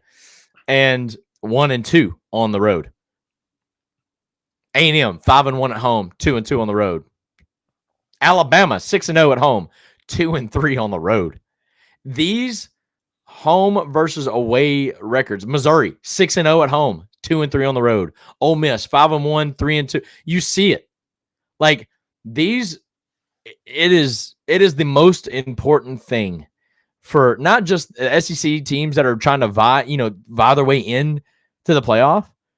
Man, you better hope you get that game at home. And I'm not even bringing the weather. Big Ten trying to play this whole weather game. Like, nothing like saying you got to flex on the weather because you can't beat a team head up. Like that made no sense on why they're trying to push that they wouldn't survive in cold weather. Dude, like we would be just fine. My thing, though, is we wouldn't handle the road environment no matter where it was. I mean, and we're proving it. I mean, you go on the road to Oklahoma if you're Alabama. I mean, it wasn't snowing. It wasn't snowing in Norman. It doesn't matter, dude. Like, they brought the energy, and credit to Norman, man. 5-5 on the year, their first year in the SEC. And that place was electric. That place was loud. And, I mean, their defense gave them every reason to be. But LSU, again, 5-1 and 2-2. I mean, the home field advantage this season is insane. All home teams are dangerous unless you're LSU. Yep. I mean, they're 5-1. I was going to say the stats say that we're wrong on that. Look, the only team that is undefeated on the road this year in the SEC is Texas. But let me show you, or let me tell you, Texas road wins this year at Arkansas, at Vanderbilt, and the other one was not even a true road game. It was against Oklahoma in Dallas. Those are their 3 wins on the road this year to make them 3-0. Their other games, all right, you had Colorado State to start the year. Oh, I'm sorry. I was looking at it wrong. So they're also including the Michigan game. So that was on the road. That was a legitimate at the time. It was a legitimate road. Anybody that knows football knew Michigan wasn't the same team, though. But yes, that was on the road. You got to give that credit to them. Hey, I'm on the record saying that Michigan was not going to win more than 7 games this year, and they're not. I don't know if any insider there was a lot of insiders that thought they'd be good for some reason. But no, I mean, dude, Michigan lost everybody. Like, there's no way. But yes, I mean, Texas still went into that environment, like I think week 2 of the season. Got a big win. But I agree with you, man. That's still, you can't look at that win now because they're not doing it with Tennessee. Tennessee, they're saying, well, they only got 1 good win against Alabama. Okay, well, I guess we're just going to discredit the NC State win. At the time, they were supposed to be an ACC contender, and we house routed them. Like 51 to, I don't even know the score. 51 to 10? 51 to 10. But yet we're going to not keep that same energy when we're talking about Texas and Michigan. Like, just to me, that kind of rubs me the wrong way. But I'm a Tennessee fan, and I'm used to it. Like, they never hold us to the same standard. But at the end of the day, like, we know that Texas still hasn't been challenged yet. They're going to be, and I think they're going to be in a big time. We're going to get into our picks, but they've got a massive game in A&M this weekend on the road, mind you. And we were just talking about how important having that home field advantage is. I mean, Texas is in for it this weekend. Yeah, exactly. So you're ready to make some picks for this Let's weekend? make some picks, man. It's going to be another while. Why in the world do we do an upset pick of the week and we never choose SEC teams? Look, we could be rich, dog. Like, it's just SEC just better, dude. I think it's because of point spreads, and they even knew it. They even knew it because what was A&M spread going into Auburn last week? That was 2.5. A&M was a 2.5 point favorite. They knew it, bro. And did I not say last week, Vegas knows something that we don't know for this spread to only be at 2.5? I mean, I knew it. Because guess who picked it? Guess who picked it? Yeah. Your boy knew it. Look, Nick Saban said it best. That place is haunted in November. Like, it's insane. Yeah. All right. So before we get into our picks, I'm going to give you our segment 3 sponsor, which is Kaizen Painting. Do you want a colorful life? Kaizen is a painting and drywall company that provides residential, commercial, exterior, and interior services. At Kaizen Painting, we understand the importance of a beautifully painted home and properly installed and repaired drywall. We're here to bring your vision to life. We care about providing you with personalized, efficient, and quality service. If you live in Knoxville and surroundings, contact us for a free estimate at KaizenPainting.com. Color your life the Kaizen way. And just like the others that we have already mentioned, Kaizen Painting has been a day one sponsor for us, and we appreciate them very much for being a segment sponsor for us. So, rivalry week, man. That's why Thanksgiving is my favorite holiday. First off, because you get to be with family. I mean, you cannot understate that. Being with family is always the best part about Thanksgiving. And then at a close second and third, because I can't actually put them second and third because they rank right up there next to each other. It's the food and it's the football. Okay. Absolutely. So that is why Thanksgiving is my absolute favorite holiday. One thing that makes me mad this year, though, is game 1 is not on Thanksgiving Day. Nope. It is it is on Friday this year. It is the Egg Bowl, Mississippi State and Ole Miss. This is at 3:30 Eastern on ABC. As I said, it is on Friday. Let me see. Ole Miss is a 26.5 point favorite in the Egg Bowl. Yep. Give me Ole Miss on this one. Give me Ole Miss and all of those points. There's a pretty good spread on Friday, though. I mean, at least they're giving you quite a few games. If you're interested, Oklahoma State, Colorado, that could be a really fun game to watch. That's at noon. Boise State, Oregon State, also at noon on the Big Fox. Like, they're doing a big spread on Friday. And then the game, too, that we're about to talk about, another SEC opponent playing their in-state rival. Yeah. So both of us got Ole Miss in this one. Yeah, I mean. Georgia Tech and Georgia. Give me Tech. No, I'm joking. Give me Georgia. Let's see. Georgia is a 20.5 point favorite in this game. I'm going to take Georgia to win. I think I'll take Georgia Tech to cover, though. Georgia Tech is a sneaky good team. I don't think that they win the game, but I think that they give Georgia all they can. You think they stay within 3 tutties? I think the line right now on ESPN is 20. It's 20.5 on FanDuel. Yeah. I think they keep it within that 3 tutties, but I think that it's somewhere around 14.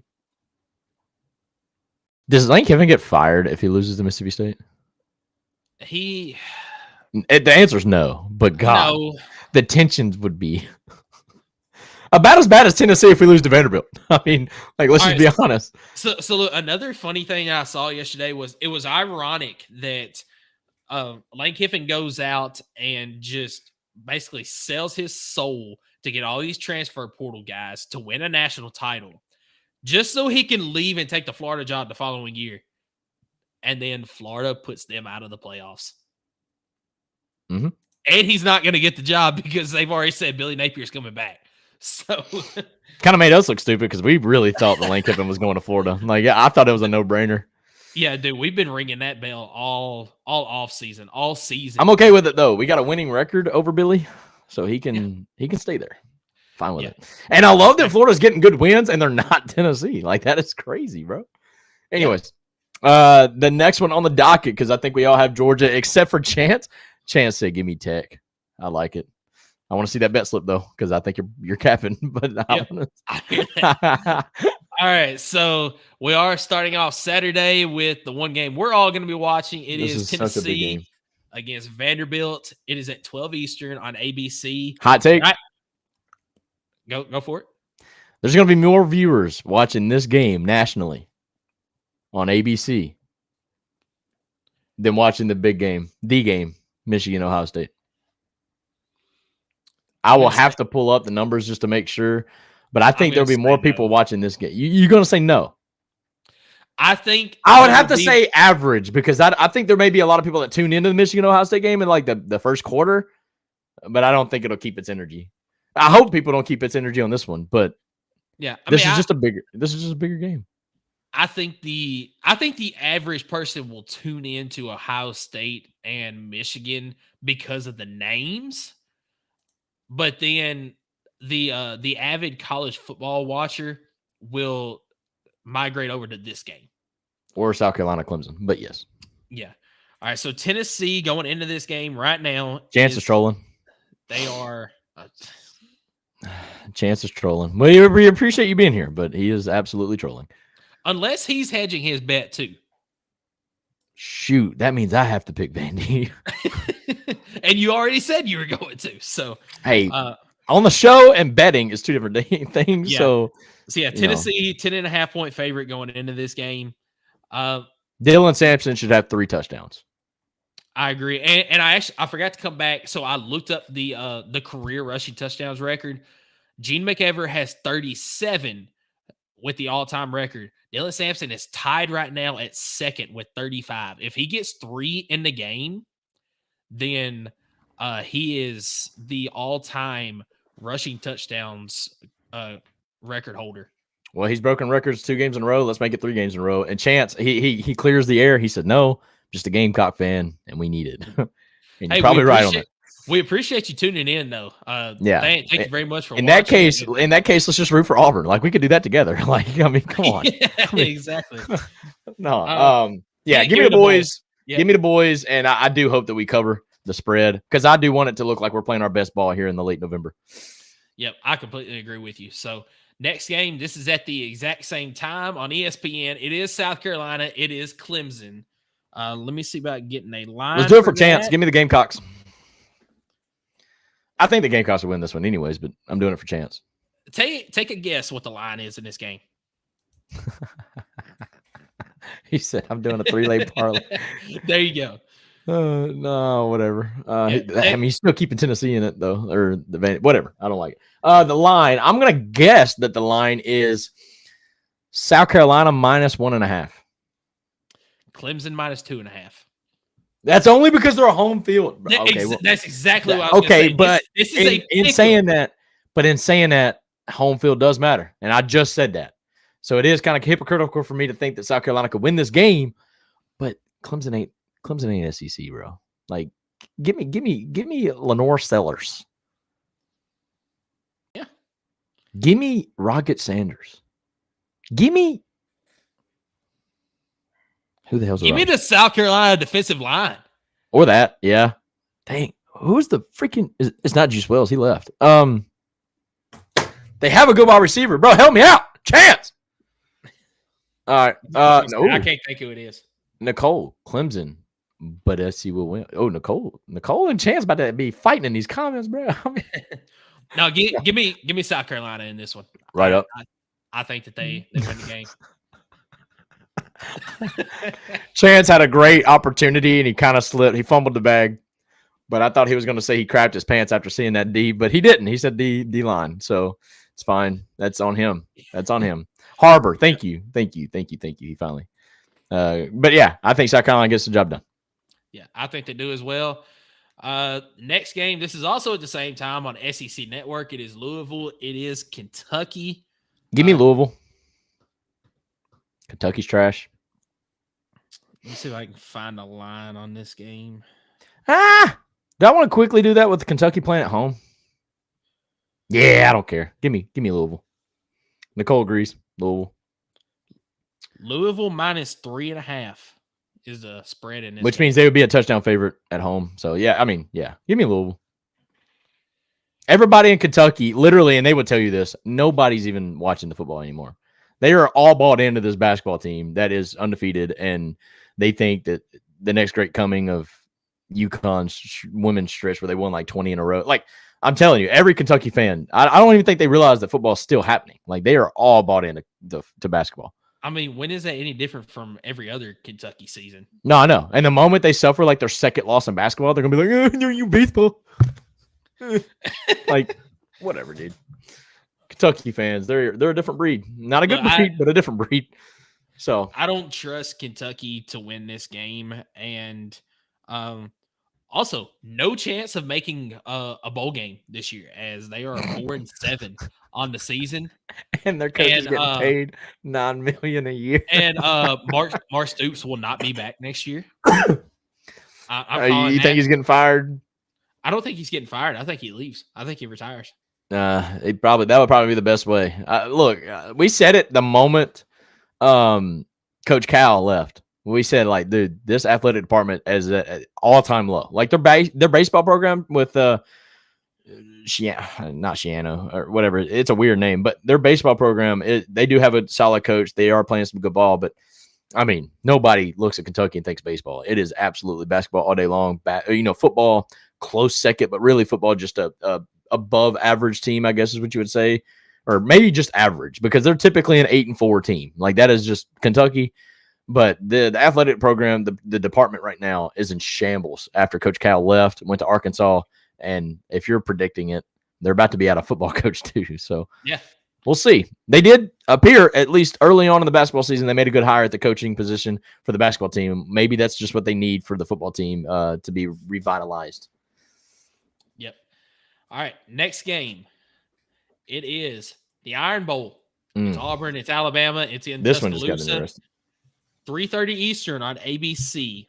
The line in this one is Alabama minus 11.5.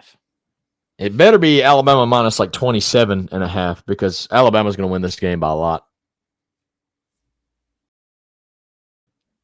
Alabama is going to win this game by a lot. You ready for this? You ain't doing it.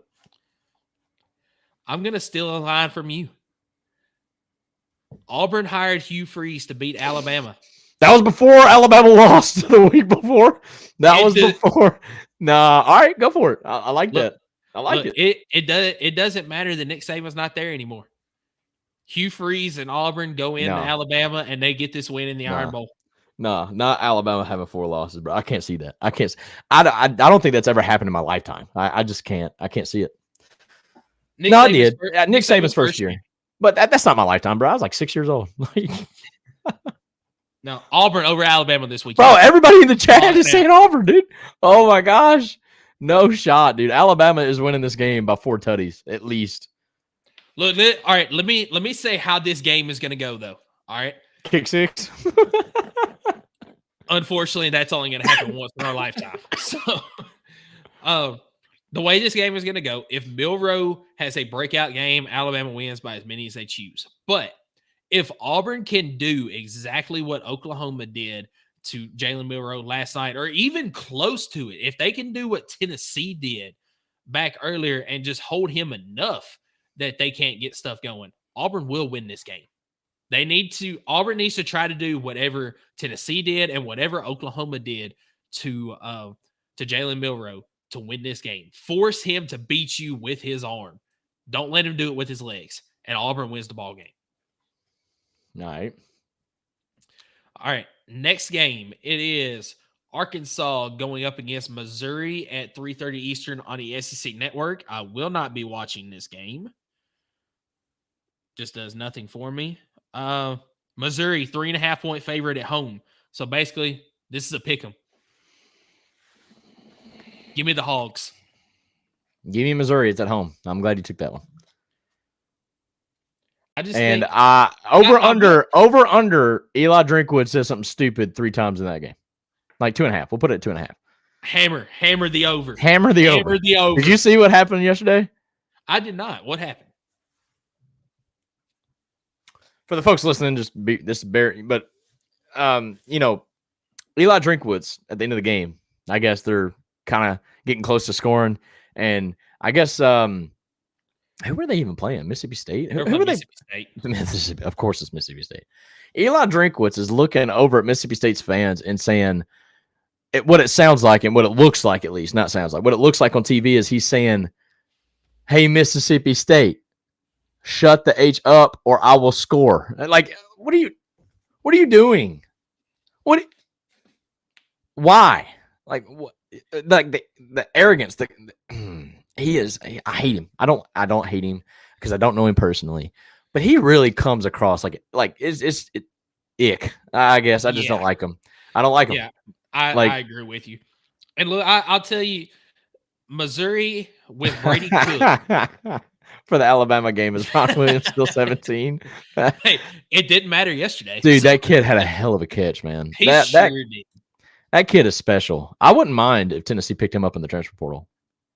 Because why would you want to play for a abysmal 3-loss DeBoer team like that? I mean, that's just, you might as well. If you're gonna get 3 losses, at least do it in Knoxville. I mean, like. Anyways. Yeah, look, Missouri with Brady Cook at quarterback, they've got a very good chance of winning this game. They're a better football team with Brady Cook at quarterback. But, man, Arkansas this year, they've surprised me time and time again.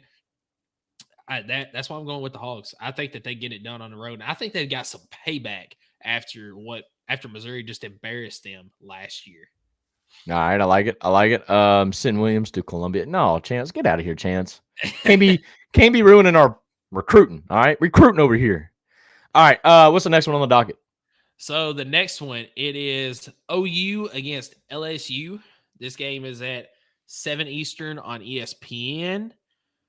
Let's see if I can find a line for this one. It is LSU minus 5.5.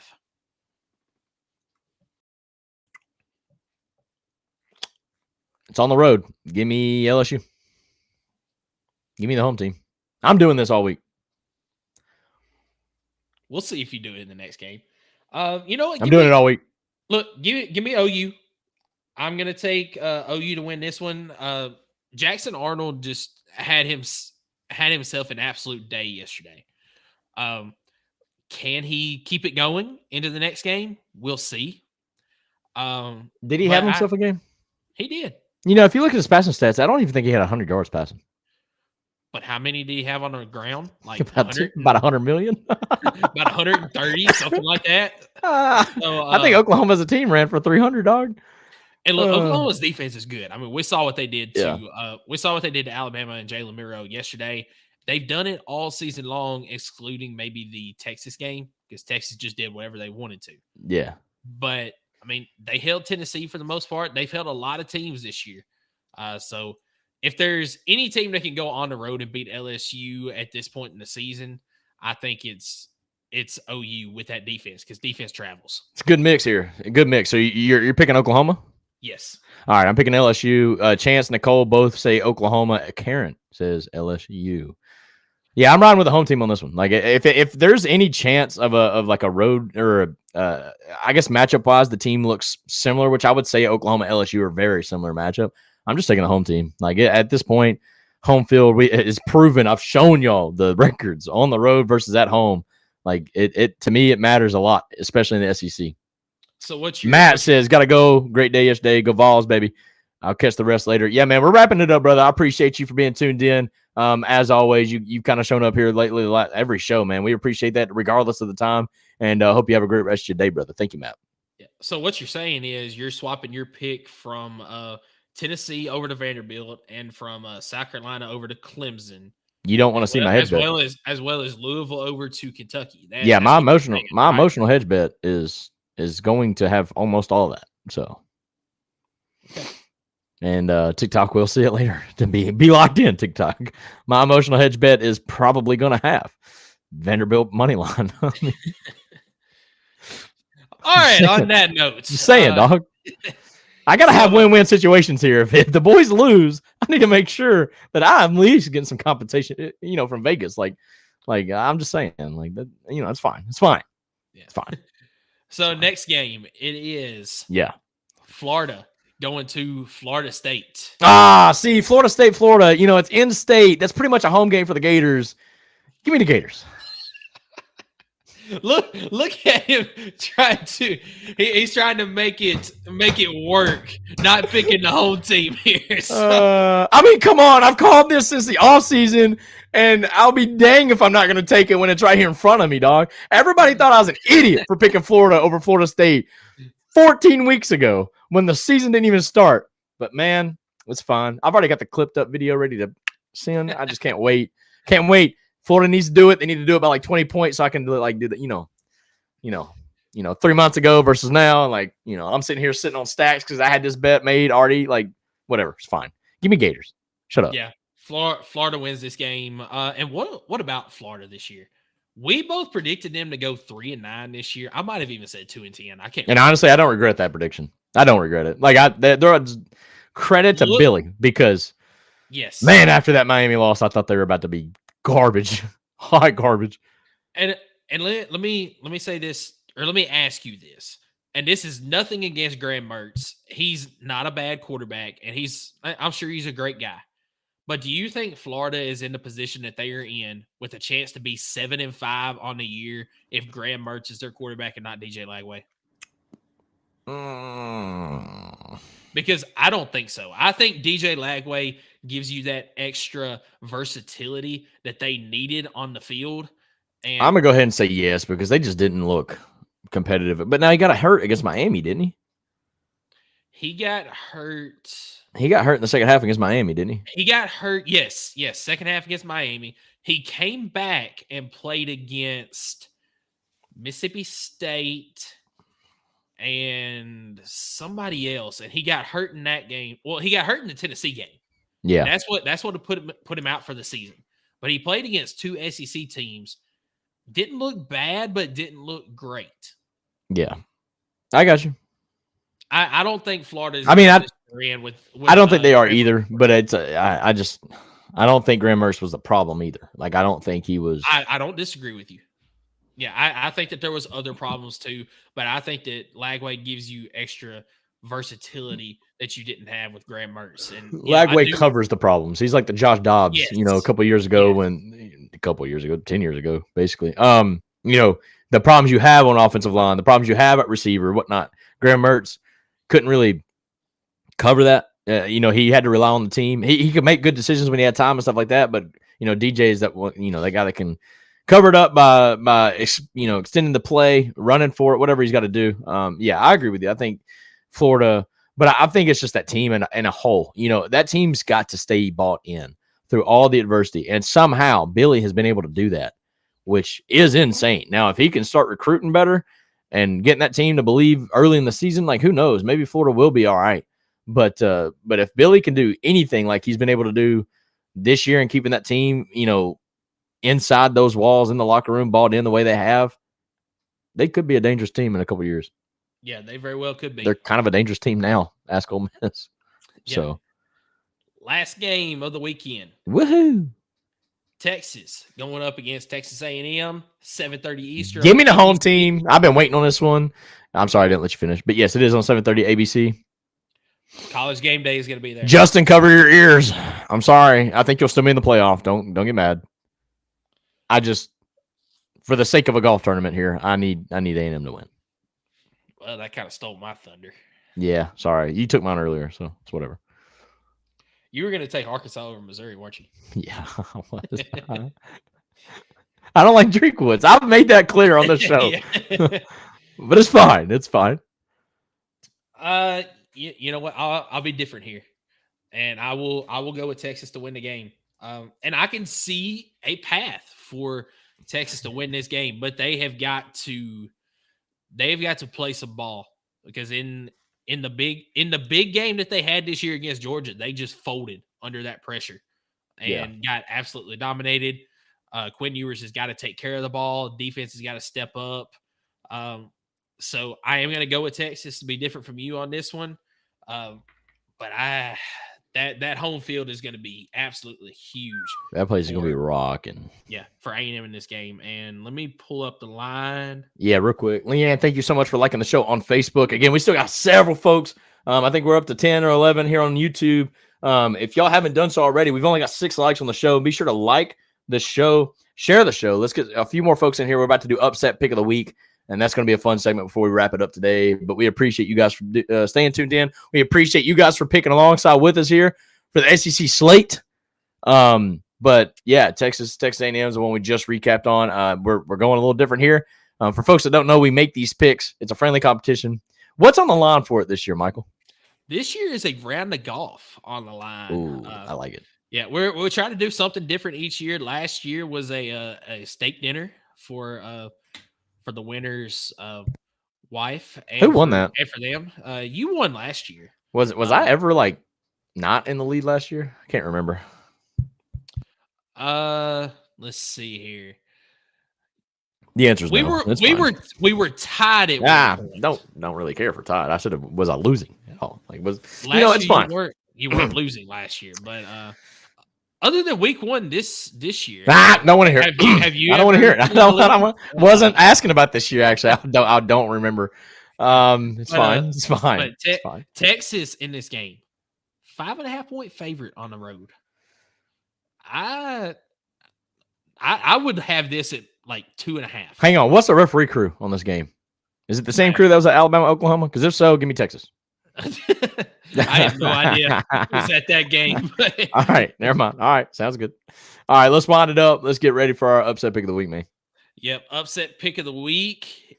Last week, Skylar went 7-3. I went 6-4. And last week we did something we hadn't done before, and we did a double upset pick of the week because we both had 2 games that we liked.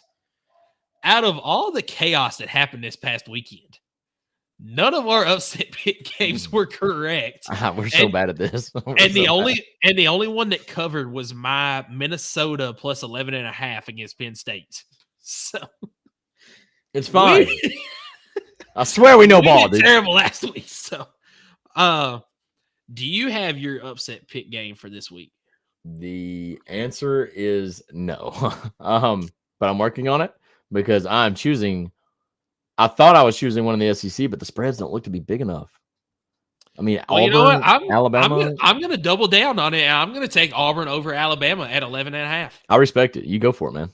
But I really got to be like, I got to get this because I think this is the only way I can come back. I'm down by 8. And honestly, no, not even honestly. No, I'm down by 8. I'm bad. I need to. And we still got conference championship games and then bowl games that we'll. Yeah, but you ain't gonna get upset picks on those, I don't think, unless you just outright. I mean, whatever. Like, I got to get it right here. I'd rather get it here. Got to get that 5 points. Let's see. While Skylar is looking at that, we won't be having Jake on this week is because of the time change. Unfortunately, Jake was not able to join us, so we might be able to have him on during bowl season and stuff. As Skylar said, we don't know what the spreads and stuff are going to look like. Well, he's not part of the upset pick, so he can still do bets with us for the rest of it. Yeah. So we plan on having Jake back next week, but we will not have picks from him this week. All right. I think I have my upset pick, and it is a big one. All right. Are you taking Michigan over Ohio State? Hell. Excuse me, Lord. No. I am not choosing Michigan over Ohio State. No.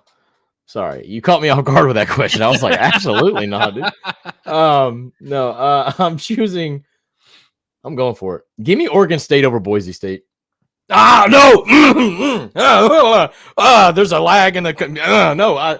Oklahoma State over Colorado. Sorry. Wrong line there. Give me Oklahoma State over Colorado. Oklahoma State just went, I think, in an overtime, basically. Not overtime, maybe. I don't know. Texas Tech and Oklahoma State, if you didn't see that game, it was like your most basic Pac-12 offense-only type game with Texas Tech, Oklahoma State. Yep, typical Mike Gundy type game. Yeah. Colorado's a 17-point favorite. Give me Oklahoma State. Hey, that would just add to the chaos. So, I mean, give me all of it. I'm going for a chaotic play here. I mean, I just like, look, Oklahoma State showed me they can score. And I think against Colorado, that's all you got to have. Like, it's fine. Yeah. Another game that I'm keeping my eye on, Syracuse is a 10.5-point dog to Miami at home tomorrow. So that is another good one right there. I like that one. I like that one. I didn't see that line. Where is it at? When is it? When did they play? They play at 2:30 or sorry, 3:30. Dude, they are -11. Oh my goodness. I missed that one. That's on me. That's fine. Who's SMU playing? Because that's. Do you want that one? I can pick another one. We can do another double upset pick. Yeah, I'll take Syracuse over Miami. All right. So you've got Oklahoma State over Colorado and then Syracuse over Miami. Yeah, I like those. I like those a lot. South Carolina, Chance, you better ride with me on those. Let's go. All right, let me look. That would help South Carolina immensely. Let me look through real quick and see if I can't find one. UCLA appears to be a 10-point favorite against whoever they're playing. I can't see who they're playing. I'm just looking at spreads here. Now, I'm not picking this one because it's not big enough, but Notre Dame is a 6.5-point favorite over USC this weekend. Fresno State. UCLA is only a freaking 10-point favorite over Fresno State. Oh my goodness. All right. Do I go for ultimate chaos? Yes. That is the only reason why we're doing these double upset picks, bro. I'm going for the ultimate chaos in the Big 12. Vanderbilt beats that. Wait, what? Huh? I am not taking that one. I'm not putting that bad juju out there. No, I'm going for ultimate chaos in the Big 12. Give me Houston plus 12.5 over BYU. Oh, I can see that though. BYU is not that great. BYU on a 2-game losing streak after starting off the season 9-0. I like it. Write those down. I don't want you to text me later on and be like, oh, who did you take? What? Write it down. All right. So you've I wrote it down. I just didn't have my sheet yesterday. So you've got Oklahoma State over Colorado. 17-point dog, by the way. And you've also got Syracuse over Miami. I've got Auburn over Alabama. And then Houston over BYU. Chance said we want Oklahoma, Auburn, Syracuse, and Oklahoma State. No, I think you want A&M to beat Texas. So you want A&M, Auburn, Syracuse, Oklahoma. Or yeah, I think, right? And then possibly BYU, whoever. Who'd you say was playing BYU? BYU is playing Houston. So Houston. Yeah, bet on Houston too. Why not? And you know what? Even though this isn't part of the upset pick. No, you're done. No more in there. No. We're not adding any more to the upset pick. No. Go ahead and add in Cal over SMU at 12.5. So just throw that into the bet slip too. All right. That's going to do it for upset pick of the week, dude. You see the standings there. The reason why our record totals are different is because in the upset pick of the week segment, your losses do not count against you, only your wins. Michael has hit a couple more than me, but if my first one at the beginning of the season, it's fine. Here we go. It's fine. It's fine. So for folks that are listening, I hit 3 in a row to start the season, but the first one hit in week 0, and we didn't do upset pick of the week in week 0, even though I sent him that I was choosing it before the game happened. And for the game that you are wondering on what game it was it Georgia Tech? Florida State? It was Georgia Tech over Florida State. Yeah, I called that immediately. Like, I knew. Like, I just had a feeling. Just like I had a feeling Clemson was going to lose big time the year before last. Look, it's fine. It's fine. But Michael is winning on that department. But, man, I'm not sure where we are on the show. Do we have anything else before we wrap it up, or is that it, man? I don't believe so, other than I'll mention this quick because I know you hate it, but Tennessee basketball won the I forget what the tournament was called, but won Maui, Mahaba, something like that in the Bahamar. Baja Mar. Yes, Baja Mar tournament in the Bahamas. Bahama Mama, son. I was getting there. Just give me a minute.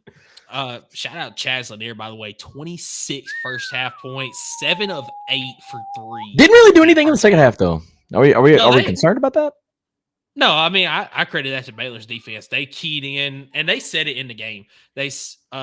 Scott Drew, the coach, he said, "Do not let number 2 shoot the ball." Yeah, Said, I mean they started out 5-5 from 3-point land, so I mean, yeah, including one from the logo that was supposed to be a heat check and just drained the bottom of the net. I mean, when you're feeling it, man, you take the shot, but only when you're feeling it. Don't do it to try to get out of a slump. Like you better be in the zone, and he was in the zone.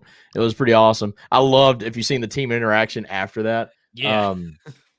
So when Chaz Lanier was doing his interview, right, and the whole team was around Chaz Lanier during that interview, and anytime he answered a question, like, you know, Chaz, when did you know you were in the zone? And he was just like, you know, from the beginning, and like the whole team would be like, yeah. And then like at the end, you know, it's just like, hey, thank you for your time. And, you know, they shook hands, whatever the guy did. I guess he just walked away, but the whole team just huddled around Chaz, just basically took over and just went crazy. It was really awesome. Wholesome. Like, if you ever wondered how this team vibes with it being a bunch of, like, what do you call it? One and dones?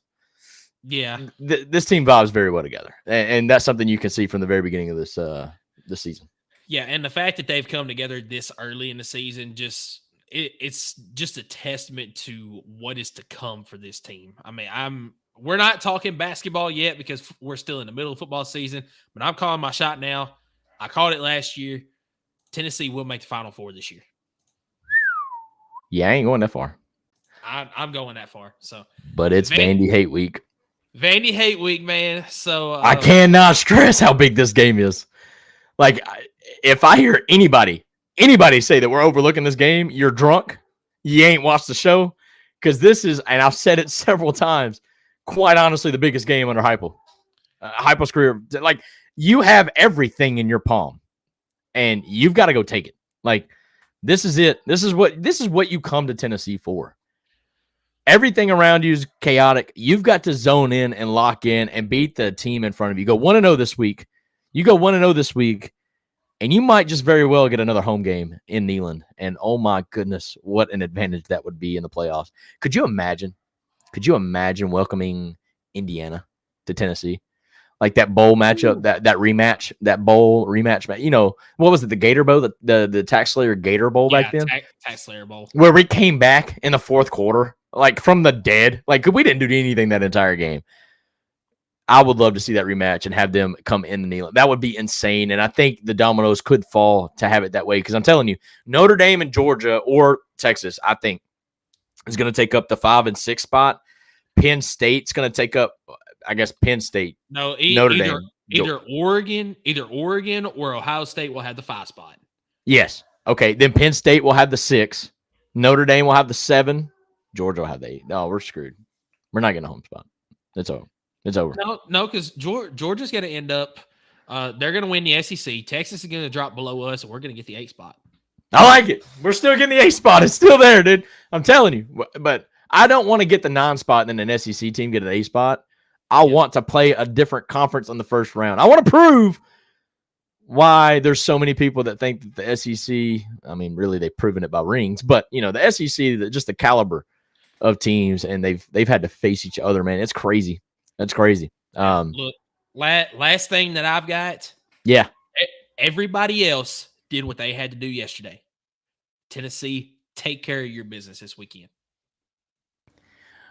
Go Big Orange. We appreciate you tuning in with us all day long. Again, guys, if you haven't done so already, please be sure to like, follow, subscribe. Click that bell for notifications if you're on YouTube.